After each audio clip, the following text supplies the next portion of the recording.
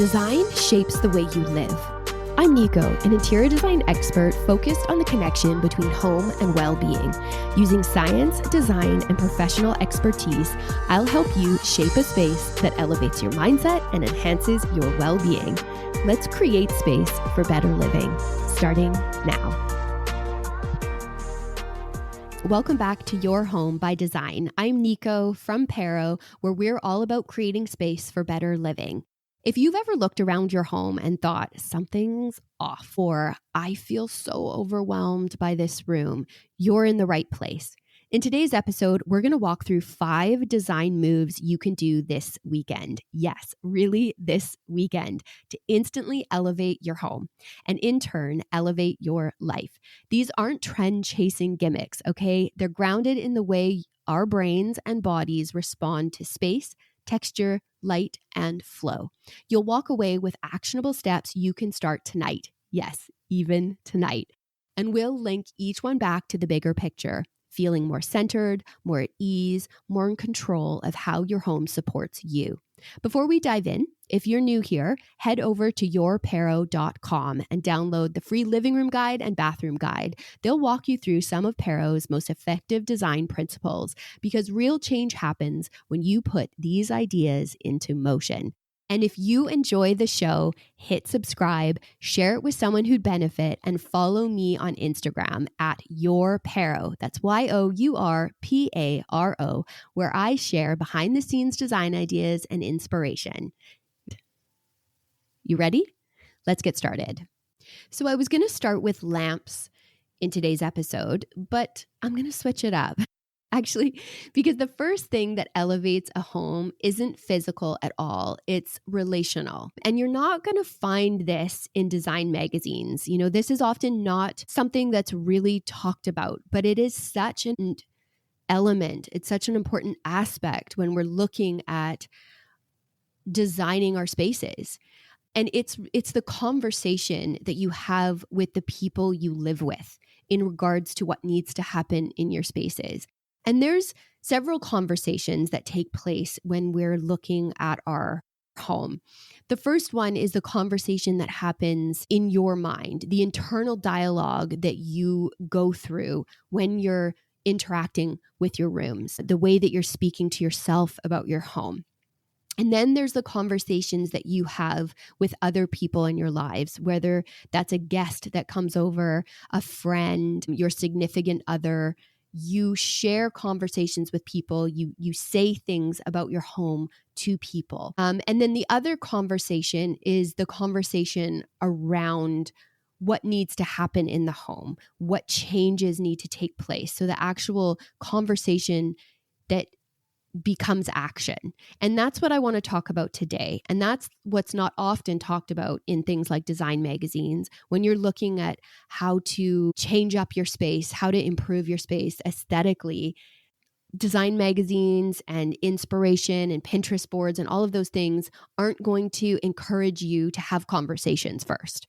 And I want to do that today. I want to encourage you to have a conversation, because if you've ever tried to make a change and felt resistance, you already know a beautiful home only works when everyone feels a part of it. So let's get into it, because this is move number 1, and that's get everyone on the same page.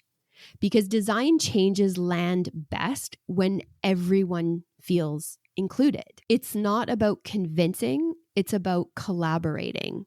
It's kind of this discussion that should happen when we're looking at our homes and we're evaluating them. Now, if you were to hire a professional interior designer and they were to come to your home and say, okay, what project do you want to tackle? What are we doing? They would ask you a series of questions. And if you share your home with someone else, you've got a significant other, you've got family members, maybe you've got kids that you share the home with, a designer would ask not just the one person in the home the questions. They would ask the entire family, the people that share the home. We would probe. We would want to get in your head as to like what it that needs to change in the spaces. I have been in many conversations. One in particular I often think about, and that was this meeting that I had with two clients, and one of them was very design focused. She had a great eye. She knew what she liked and what she didn't like. She knew what changes she wanted to see in the home. And so as I was asking the questions, it was her and her husband. And at first, she kind of took charge. This was her strength. And she was able to articulate it really well. And her husband, at first, he didn't. But then all of a sudden, when we started asking him questions, he kind of came to life. She sort of looked at him at one point like, where is this coming from?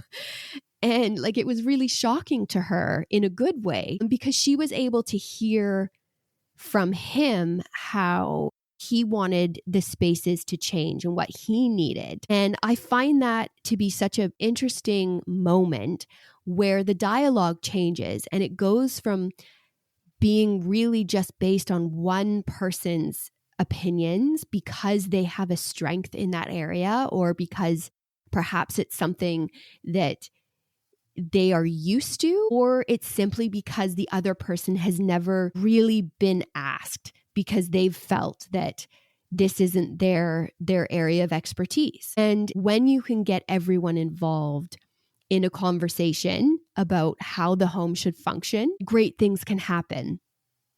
And one of the things I want to encourage you to do is to do a design check-in. Every so often, just have like a 15-minute conversation with everyone in the home about what's working and what's not.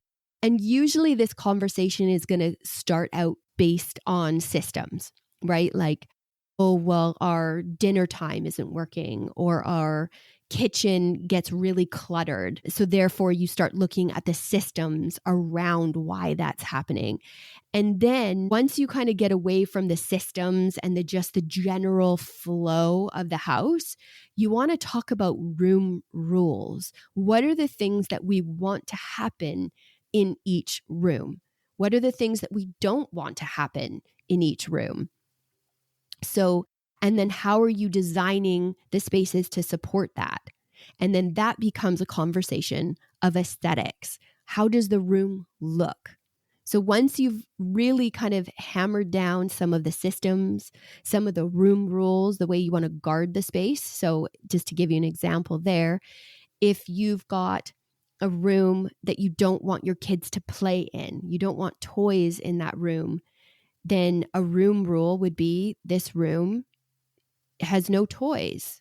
It's a toy-free zone. If you want to designate the space for watching TV, that's a room rule. In this space, this is where we come together and watch movies, or we watch shows, or whatever it is. And because of that, the aesthetics are going to have to be altered to make sure that it's meeting the room rules. If it's a no tech kind of space, right? What's happening there? If it's a space to relax, you're going to look at the aesthetics and say, how are those supporting the room rules? So having a conversation about this is really important, because to get everyone involved and everyone gets a say, it means when the rules aren't being followed, it's a collective understanding. Everybody's aware of what that room's meant to do. Therefore, if it kind of gets away from you, it's not just one person's responsibility to get it back, it's everybody's. And that's really important. It's also really important because everyone gets to say how their home is going to, it has such a benefit to us when we can carve out a space and make it our own. Imagine living in a home where you never knew where anything was and you never had a say in how it looked. Imagine how odd that would feel. You're like living in someone else's space. You never get to say where things live. You never get to say where things are stored. You never get to say how things look or the way a room is used. So it's really important to get everyone on the same page and get that conversation going. We have this one area in our home, and I've talked about it before, where it's kind of it's the drop zone. And I've evaluated and looked at that area several times. And we are sort of in the process of looking to move the drop zone to a different location because it's not working. It's just this one space that everything gets put. For some reason, it's this like 4-foot run of counter where everything gets dropped. And the reason why is because there's nowhere else for it to get dropped. And that's an important consideration because you have to look at your habits and how things have become the way they are. And the only reason why is because there isn't anywhere else. So for you, as you're looking at these spaces, you're looking at your systems and you're addressing the room rules and the aesthetics, and you're having that 15-minute conversation about what's working and what's not, think about the habits that have formed because there's nowhere else for it to go. And if that's the case, then you have to really start at where else can we put things? Where else can this go? How else can this space function? So if you've got an overlapping use of a room and you don't want certain things to happen, you don't want the playroom to become this location, then you have to look at where else can this go? And how can we create it so that it feels natural, so it feels welcoming, and we start to create new habits in how we use our spaces. Now, I want to paint a picture here for you. Imagine your day is busy. Let's say you've had a really, really long day at work and you just cannot wait for 5 o'clock to roll around. You cannot wait to walk through that front door. You know, as soon as you open your front door and you get the smell of home, you take your jacket off, your shoes off, you walk into your home. Now the next move is dinner, right? You're like, okay, next, what's next? Dinner. You get the dinner on, you eat. The whole day, all you want is just for that time in the evening to wind down, to get into bed. And so you do everything you need to do. You've had your crazy day. Now imagine walking to your bedroom. It's now the time where you get to do what you felt like doing at 5 o'clock, just getting into bed. And you walk into your bedroom, and on your bed and on the floor are piles of clothes. What does that signal to your body and to your brain? Does it say it's time to relax? It's time to unwind? No, it is a reminder of unfinished tasks. It's a reminder that this room that you so desperately need to wind down in is actually your laundry room. It's looking like just an overlap of tasks. Now imagine rewinding and going back, walking through your front door, doing the dinner, getting through the last tasks of the night and walking to your bedroom and opening that door. Now imagine seeing your bed is turned down. The window is maybe slightly open and you feel fresh air, light little draft, but not in a cold way, in a fresh way. Maybe you see in your mirror a reflection of a vase with fresh flowers. And you purposefully left one little light on in the morning that's very dim. So when you walk through that room at night, you're greeted by a warm, dim light. There's no clutter. There's no laundry. You've set this room up for rest, for restoration, for relaxation. So you can do that as soon as you walk in. And I share this story, this idea, because this is something that happens to me from time to time, where I've had a busy day and I've walked into my bedroom, and instead of it being a place of relaxation, it's a place of reminder of tasks that aren't done. And the laundry thing happens. You know, life happens. We get busy. And so recently I got to a point where I was like, I can't I can't have my room overlap. So me and my husband had a quick chat about, okay, you know what? The kids are old enough that they can put their laundry away. It's a simple act. How can this come off our plates? So each of them have a laundry basket that lives in our laundry room. And when the laundry is being folded, each kid gets it put in their very own laundry basket. And when it's there, they take it upstairs and put it away. And just this very simple observation and then tweak has changed how I interact at night, how my husband interacts at night when we go to our bedroom. You know, I can set it up. I can turn down the bed in the morning. I can open the window a little bit. I can leave that light on. So when at night I'm ready to relax, it's there. It's set. And that has such an impact on how I engage with the space visually and how my body and brain respond to it. So once everyone's on board, then you can start shaping the mood of your home. And nothing sets the mood faster than light. Light literally tells your brain how to feel in a space.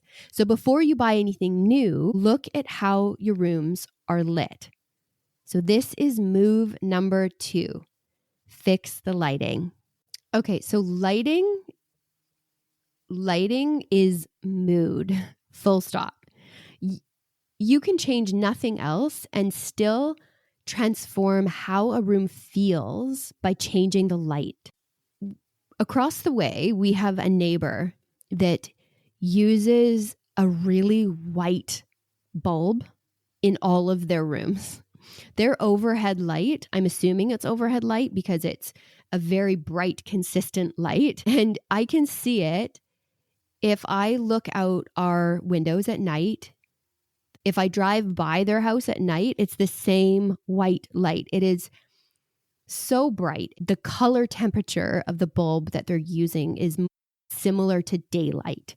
So if you've ever shopped bulbs for your home, you'd probably notice that there's, daylight, or there's warm light, there's soft light. And if you look closely, there's something called a Kelvin rating.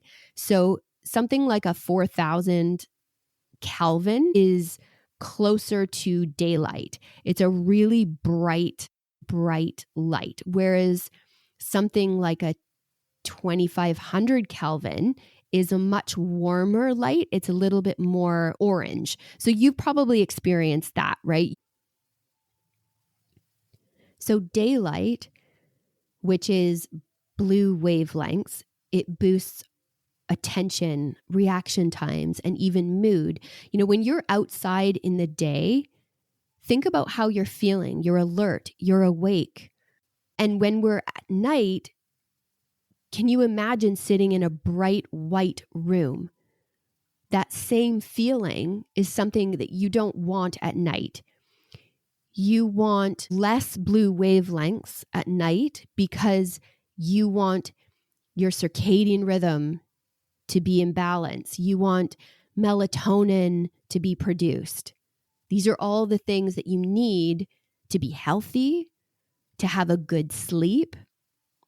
So, and I share this because I want you to kind of recognize how the color of light that we have and the actual wavelengths in that light can impact our health and can impact how we rest at night, how alert we feel in the day. And there's many bulbs you can buy that have been designed with this in mind, where you can choose if you want one for higher focus for sleep, if you want one just to relax at night. And this is really important because these are called spectrally optimized, and I've talked about them many times.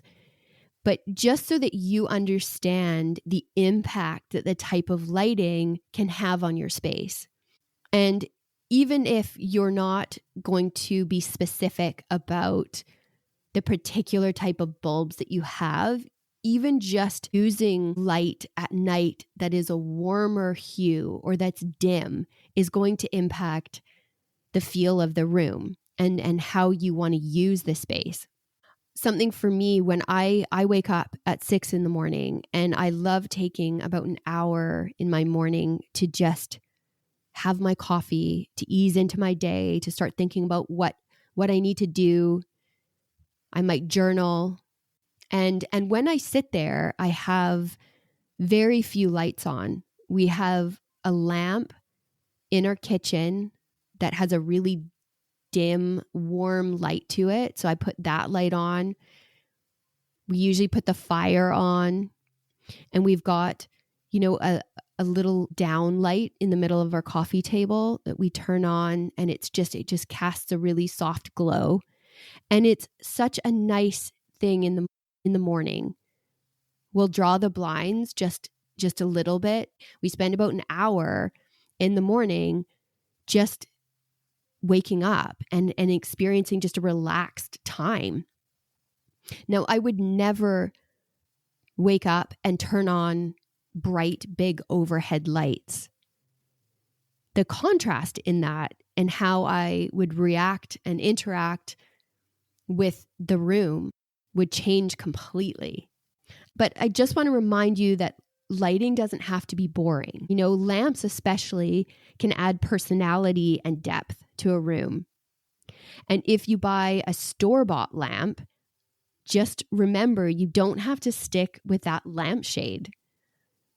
Lampshades can be swapped and changed, and just changing out a lampshade can change the way that your lamp looks and the way that the light casts. A tall, slender lampshade is going to have more presence than a short shade. You can add tassels. There's lampshades that come with trim, different patterns. So have fun with it. That's a great place to add some personality and some interest to your space. And your overhead lighting as well can be oversized. Scale is an important thing with lighting. And of course, how does it cast on your wall? There's different types. In my living room guide, I get into this. So if you're interested in really how to layer your room with light, go check that out. So when the lighting feels right, you start to notice something else, how you move through the room. Our bodies want flow. So if we're constantly dodging furniture or walking awkward paths, it quietly drains us. So the next move is all about spatial ease, arranging your furniture so your body can actually breathe and feel really good in the space. So when we talk about flow, we're really talking about how your body moves through the space, not just how a room looks. So if you've ever twisted sideways to pass a chair or just shuffle around a coffee table or feel like you have to move something out of the way to get to something else, you already know how quickly that tiny bit of friction kind of adds up. Your body and your brain registers it right away. Flow is really about ease. It's about being able to move through your space without having to think about it. It's almost like reducing any extra cognitive load. And when a room supports that kind of movement, your nervous system feels it. You immediately feel more comfortable, more relaxed. Two of the most powerful emotions a home can create is comfort and safety. And so when you've addressed the flow and the ease of moving around a room, those two things are going to be impacted. I've done that where I have rearranged just a few pieces of furniture. Like I've tweaked the furniture and instantly it changes how the space is used. You might think, well, my furniture doesn't work. I need to get a new chair. I need to get a new coffee table or whatever it is. When in reality, you might just need to rearrange what you already own. There's multiple ways a room layout can be put together. And often it starts with just looking at how you use the space, how your body, your posture feels as you walk through it. When you're sitting, do you have to reach really far to put a drink down? When you have guests come over, do they gravitate more to one room over another? Do you feel like you have to yell across the room to talk to someone?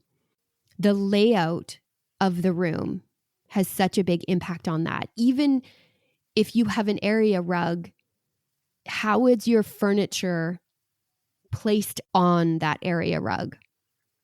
Because that right away signals this is where we gather. It's giving visual cues. It's amazing how just the layout of a room can do that. Also, different layouts can mean different things. So if you've got a room that's more traditionally styled, it's a more traditional design, then you might want to look to a more traditional furniture layout. If you want to experience the view, always encouraging you to be connected to the outdoors in some way and to appreciate the view. Can you arrange your furniture so that you can do that? There's certain distances that you want to keep in mind. You know, there's specific distances that are all to do with our body measurements. So clearances are a really important thing to look into when you're addressing your furniture layout. And a fun little exercise that you can try is simply just to adjust things. Adjust a chair, move things around in the room and just see how it changes. You'll learn what works and what doesn't. And I think that it is easy to go and want to buy something new, but shop what you have.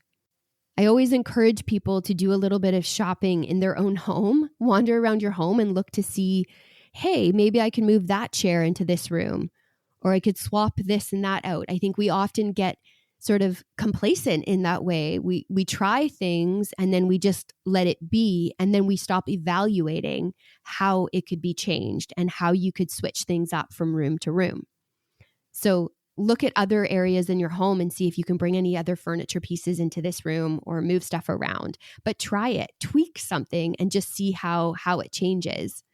Think about how you're facing your seating. You want to face your seating so it invites conversation and connection. If you want that in your room, you don't want everything just pointing to a TV or a wall. When you want to think about creating space around your objects. So bringing furniture off of the walls to create a bit of breathing room and openness in the room. Use rugs or lighting to define the zones in the room, especially in open layouts. If you pull your sofa off of your wall, even just a few inches, it can completely change the feel of the room. And our posture and emotions are connected. So when furniture crowds us and we have to tighten and our shoulders lift, our breathing maybe shortens a bit, versus when the space opens up and we have room to move around. So try this experiment. Okay, pick one thing in the room this weekend that you can move, a chair, a side table, maybe a rug. Move it and live with it for a day or an afternoon even. And just notice how your body shifts. Notice how you feel. Notice just how you appreciate the room. Does it look stylistically different and you like it? So just switch some things up and try it out and see what happens. So once the layout supports how you live, it's time to give your space a heartbeat. And that heartbeat comes from art, the stories, texture, and colors that remind you who you are and what matters. This next move is about bringing that story to the walls around you. So art, number 4, art is what makes a room yours. It's not decoration, it's really identity and emotion in visual form. Art has the ability to give your room a sense of personality, style. It's something that you can just have fun with, and it's something that you can switch up from time to time too. But I think some people are scared of art. They're scared of choosing something that looks a certain way. It's like, what would my friends think about this? Or what would my siblings think about? I mean, whatever, whoever. It's funny how when people are decorating their home with art, they often think about what others will think about it. And I think is never something that needs to be taken so seriously. It really comes down to, what are you drawn to? How does this speak to you? What emotion does it evoke? I know for myself, I tend to like really colorful art. I like bright colors. I like things that are just kind of playful. I tend to like more modern art, but I can appreciate more depth in art and more sort of moody feels.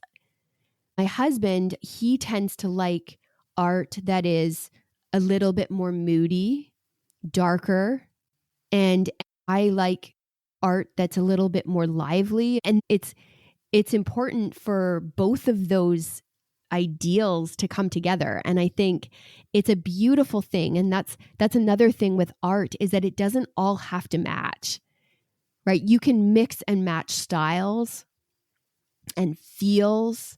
I love modern art in old antique frames and vice versa. And it doesn't need to be expensive either. That's the thing with art, is you can support emerging artists.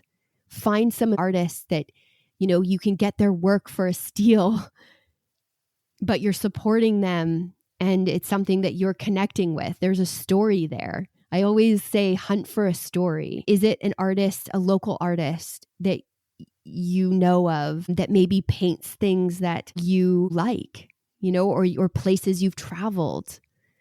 You can get prints even, or something you've created.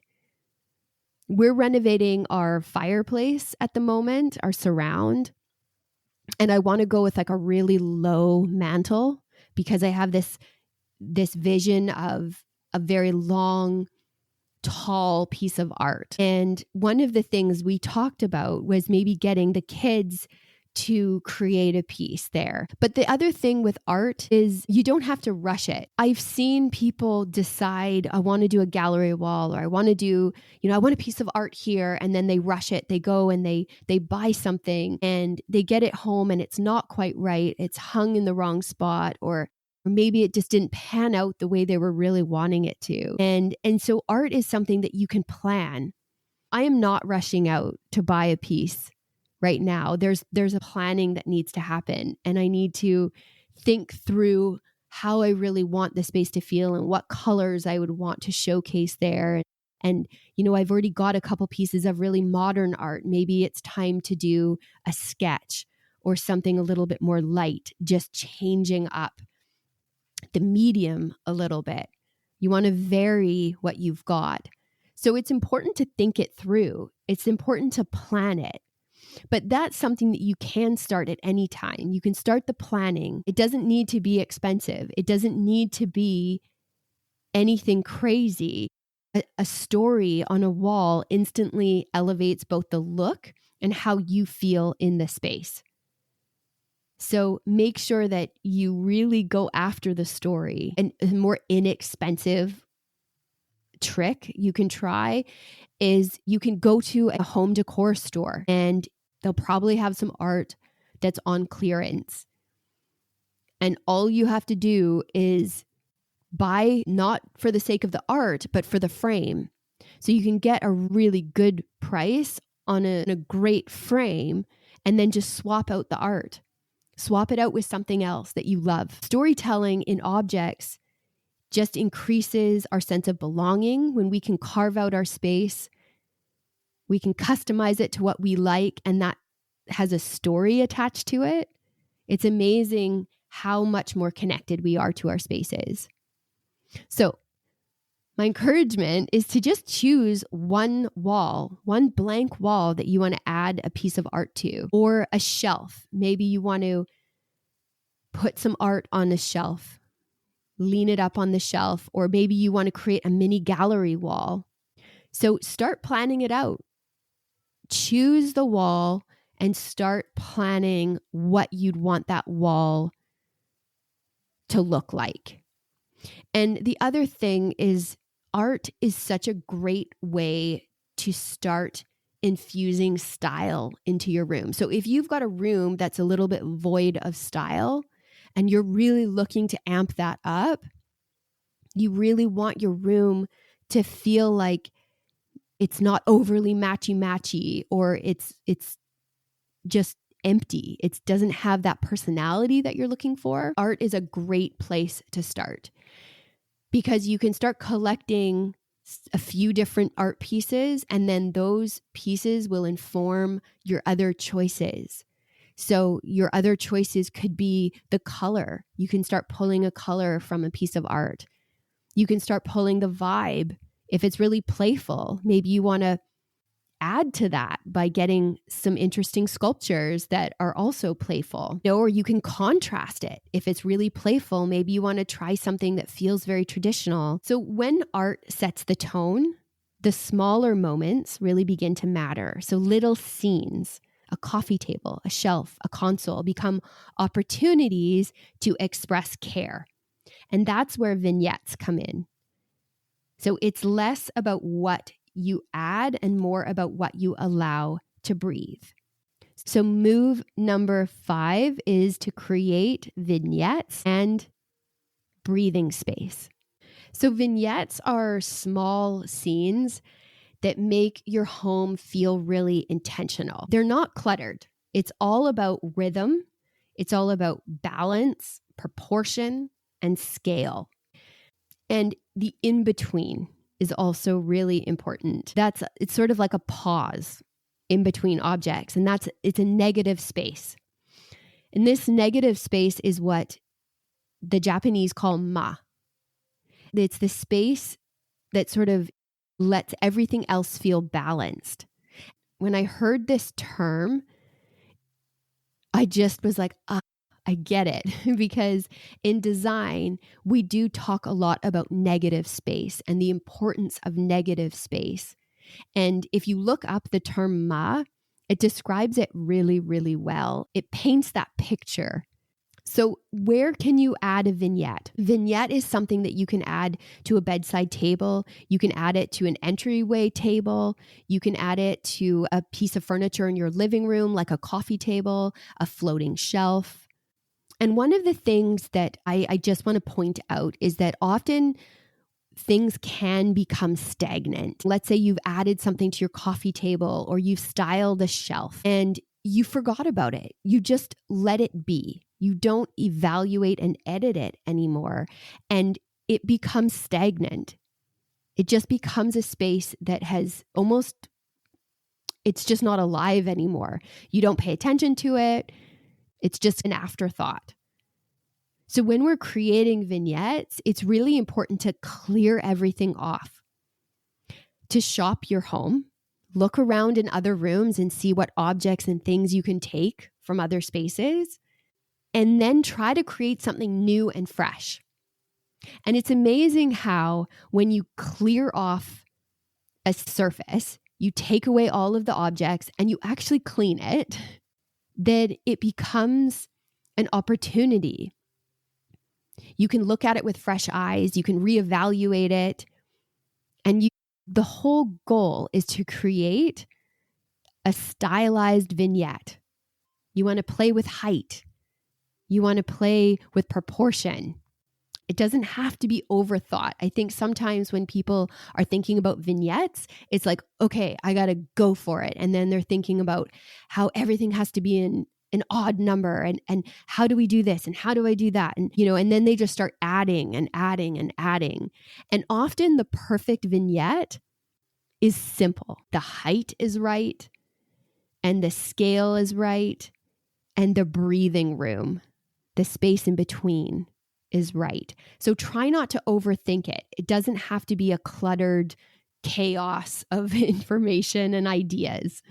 I talk about vignettes in my living room guide. So if you want to dive into it, go check that out. But try, as you're doing it, try to create a bit of a ritual. You're editing the room, you're looking at it, you're shopping your home, you're doing a little clean. I know for myself, I've got this antique piece of furniture in my living room. And when it's dusted, it actually has a very slight reflection on it, which I love. I notice it right away. And I know that for me, of course, I am paying attention to these kinds of things, and I'm always evaluating my spaces and how I'm interacting with them. And I know what's going on in my brain and my body when the space looks really good, how I'm interacting with it. But the thing is that if you're new here and you're just learning about this, you're doing this too. You're doing this intuitively. There's a mental load that's going on when you're looking at your room. If there's dusted and there's a reflection, or if it's not dusted and it's dull, you're having a reaction to that. And when you're looking at styling and creating vignettes, the first thing you want to do is really make sure that the surfaces and the objects that you're placing are clean. They're dusted, they look good, and you're arranging them, and have fun with it. Like, put on some music and just have fun. Take a couple hours on your weekend and create a vignette. Once those moments are in place, maintenance becomes the magic ingredient, because all the design in the world can't hide a burnt bulb or a cracked wall that you see every day. So the bonus move today is simple but powerful, and that's upkeep and focus. The details your brain notices even when you think it doesn't. So move number 6 is upkeep and focal points. Sometimes the biggest difference comes from the smallest repair. A smudged wall or sticky drawer quietly tells your brain it's unfinished. The list of to-dos, like any of us need any more to-dos, right? So I encourage you just to fix one thing, and you will feel so much better. Add a focal point. Fresh flowers, a sculptural object, a candle that just draws your eye to something nice. Focal points are interesting too, because if you have an unchangeable element, so in design, there's often things that can't be changed, right? If you're doing a full reno, sure, most things can be changed. But if you're not, if you're doing a small reno and there's any eyesores that cannot be changed, the rule and the thing you want to do is you want to redirect the eye. You want to direct the eye to something that's beautiful, interesting, something that grabs attention, something that really grounds the space. You want to direct it away from the unchangeable element. And that's a key thing when you can recognize that you might have an eyesore and you're going to direct it to somewhere else. You're creating a focal point. So, create a focal point and just do one small thing to improve your room. Switch out that bulb, wipe down the walls, fill the hole, whatever it is, fix the hardware on that drawer. Just one little thing for upkeep. So that's it. 5 design moves and one bonus that can shift the entire feel of your home, often in a single weekend. And the best part, none of them require a renovation, just intention, observation, and follow through. So let's wrap up and do a little recap. Okay, so the first thing is get everyone aligned. The second thing is warm the light. So look at your lighting. Choose lighting for your need. Number 3, arrange for flow. So address your furniture layout. Number 4, add art that means something. So tell your story and get something that you love. Number 5, create vignettes and leave room to breathe. And the bonus is just handle the small stuff. It's what your brain remembers. So the takeaway here isn't to do everything at once. It's to start small. Pick one change and actually do it. And just notice what happens. Because when your home starts working for you, even in small ways, you start showing up differently in your life too. If this episode gave you ideas or motivation, make sure you subscribe so you never miss an episode of Your Home by Design. And while you're at it, head over to yourparo.com. That's yourparo.com to download the free living room guide and bathroom guide. They're great next steps for applying what we talked about here. You can also learn about the Create Space digital course. It's where we take these ideas further and help you design a home that supports better living every day. And if you're on Instagram, I'd love to see your progress. Share your before and afters. Just tag me. It's at yourparo, yourparo. I'm Nico, and this is Your Home by Design. Until next time, look around, ask one question, take one action. Your home is waiting. Thanks so much for listening today. If you found this episode helpful, the best way to support the show is to follow along and share it with someone who'd love it too. And if you'd like to go a step further, you can become one of our Better Living backers. It's a small monthly contribution that helps keep the show going. And as a thank you, I'll send you a personal note along with a 15% discount for the Create Space course when it launches. You can find the support the show link right in the show notes. I'm so glad you're here. Thanks for creating space with me.